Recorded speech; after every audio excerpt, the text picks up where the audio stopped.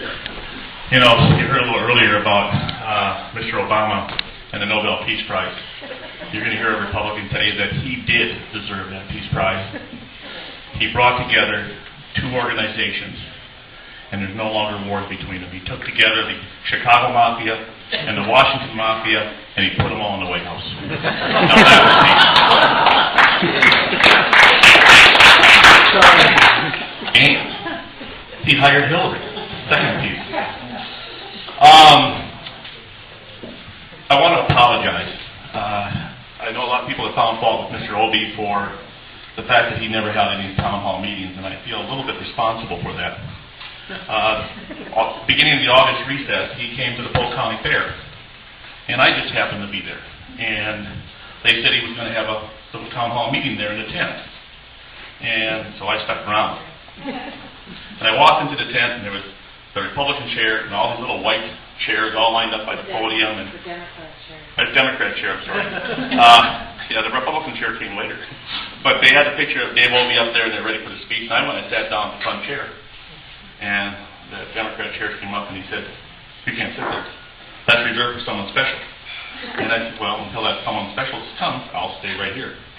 And he was so nervous about that he literally, and this is not exaggeration, he stacked all the chairs up and put them over by the corner of the tent because he was afraid this was going to be an onslaught of Republicans coming in. And I didn't move. Finally, I'm sitting there on one chair with the podium and no other chairs in the tent, and this lady walks by, and on the Polk County Fair, there's a walkway on both sides of that tent.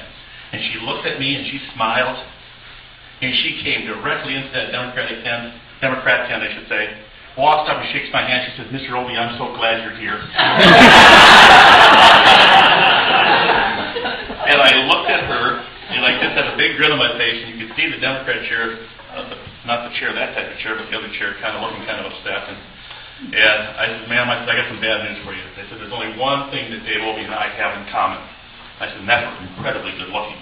And she looked at the picture of Dave Obie beside me, which was sitting on the wall there where he was going to speak, and she looks at that, and she looks at me, "You're kidding, aren't you, Mr. Obie?" So, sadly, I guess I look like Dave Obie. The chair of the Democratic Party came and said, "Ma'am, no, that is his opponent." And she turned all red and left and never stayed for the speech. And then when Dave Obie did come, we talked. He didn't have me stand up and introduce me, and then a lot of people from the Republican Party there came in and started giving him a little hassle. I was able to walk with him out as he left that meeting, and I put my arm around his shoulder and I said, "Mr. Obie, it would be a lot good for the nation if you would just please retire and make my life a little easier." He looked up at me and said, "He's actually a little shorter than you. I was comfortable." And he looked at me and said, "Don't count on it, Dan." So he's going to run. So anyway, he never had another town hall meeting after that. So maybe we discouraged him from that time. We talked a little bit about the fiscal problems that we have, and I agree with everybody in regards to the economic problems that we're facing. And it's scary. But you know, that's not the major in my ideas. I'm more concerned about the moral aspects of this nation. I'm concerned about the social aspects of this nation.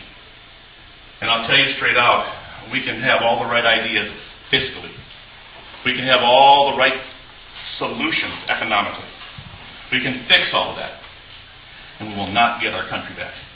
We will lose. I firmly believe the reason we're in the state we're in today is because we failed to hold to the principles that this nation was founded on. And that is one nation under God. And it's my God. Not a Muslim God. Not a God of wealth. Not this higher power mentality. But Jehovah God. And until we put him back in his rightful place, we're going to continue to see this country decline. Our Constitution was built upon the premises and the principles of the Ten Commandments and the ideas of equity and fairness and properly treating everyone the way they should be treated.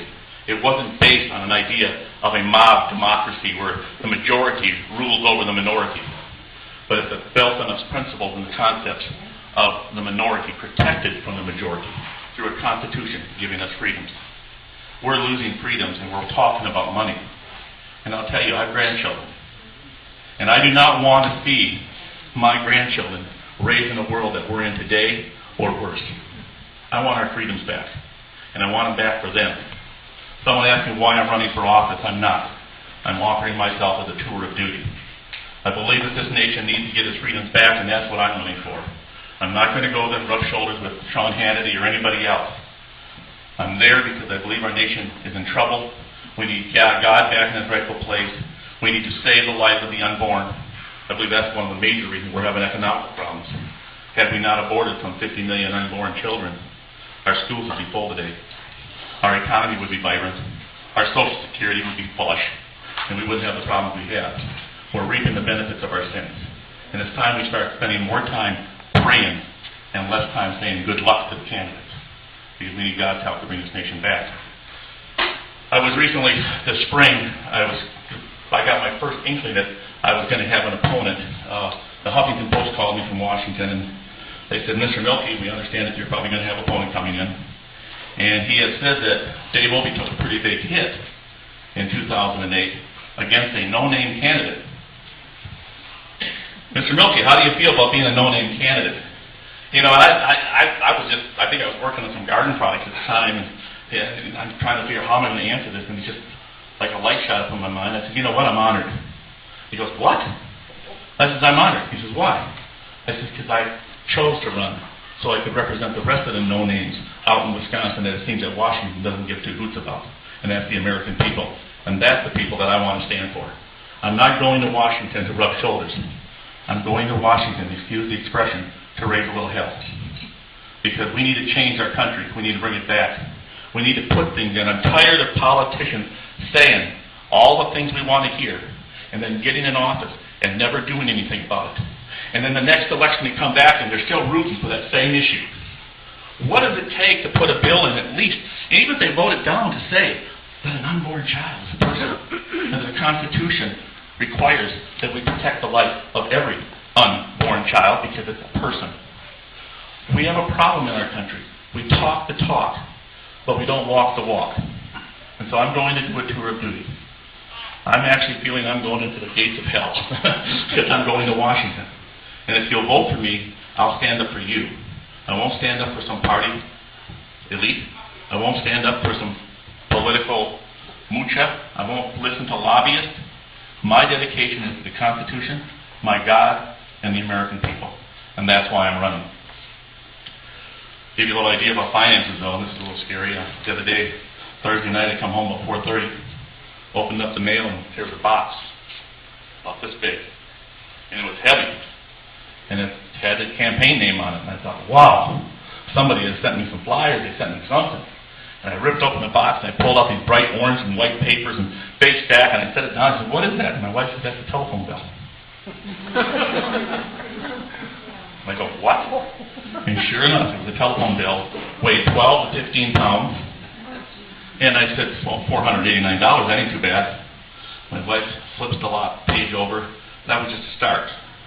The phone bill was $20,148.54 for 1 month of phone bills. And it was 5 o'clock and I couldn't call anybody. So the stress of running for office is sometimes getting those shocks, and what had happened was I'm supposed to have unlimited calling, and they put me on 12 cents a call. I made 300,000 calls that month. So it added up. So hopefully we're going to get that taken care of and we'll be back on the run. But we do need your help financially if you can. We are out there fighting for a purpose. At this point, we're at $355,000. At the end of this reporting period, we think we'll be at $370,000. It's not all cash. It's blood, sweat, and tears of people who have donated plywood, signs. My car I drive is donated. In-kind contributions. And I'll tell you something.